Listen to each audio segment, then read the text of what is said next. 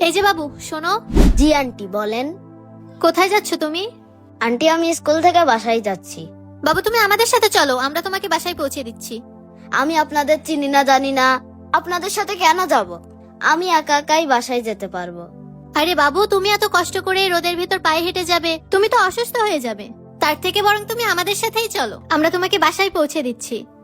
না না, আমি আপনাদের সাথে যাব না। আমি রোজ হেঁটে হেঁটেই যাই, আমার অভ্যাস আছে।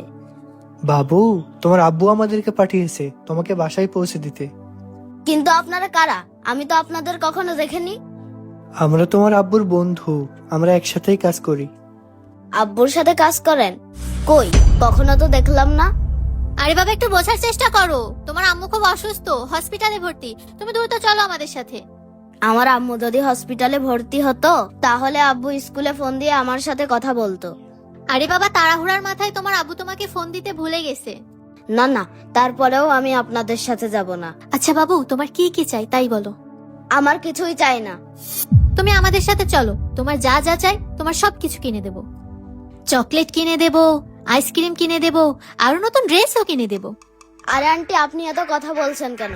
আমার কিছুই লাগবে না, আর আমি আপনাদের সাথে যাবও না। দেখো আমি কিন্তু তোমার ভালোর জন্যই বলছি, তুমি আমাদের সাথে চলো, না হলে কিন্তু এর ফল ভালো হবে না। কি ভালো হবে না? হ্যাঁ, আমার থেকে দূরে থাকেন, না হলে কিন্তু আমি চিৎকার করে লোকজন ডাকবো।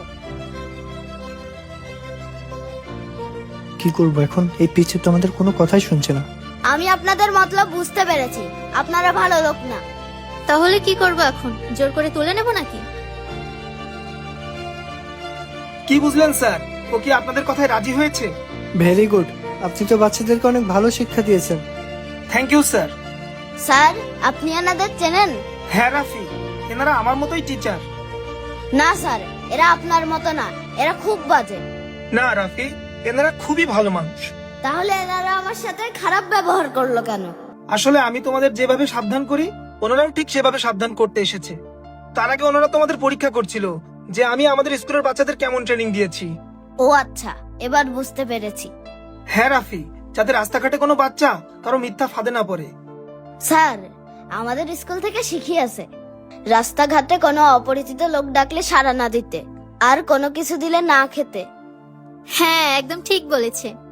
ঠিক আছে রাফি, তুমি বাসায় চলে যাও, দেরি হলে তোমার আম্মু আবার টেনশন করবে। ঠিক আছে স্যার, আসসালামু আলাইকুম। ছেলেটা অনেক বুদ্ধিমান। স্যার, আমাদের স্কুলের প্রতিটা বাচ্চা এরকম সচেতন। এই বিষয়ে আমরা আলাদা ক্লাসের ব্যবস্থা রেখেছি। Very good and thank you so much. আচ্ছা থাকো, আমাদেরকে আবার অন্য স্কুলে যেতে হবে।